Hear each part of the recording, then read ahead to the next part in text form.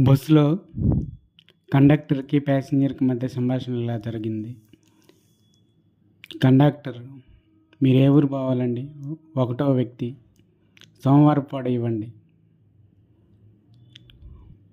Okay, ఇచ్చాడు. రెండో వ్యక్తి, మంగళవారపాడు ఇవ్వండి.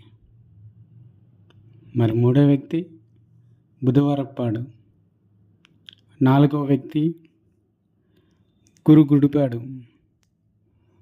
ఐదో వ్యక్తి, శుక్రవారపాడు.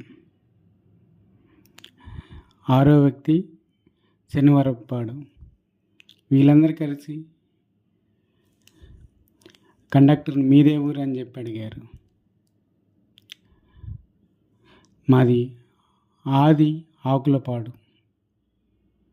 మరి డ్రైవర్తో వారంతప్పాడు. అశోక్.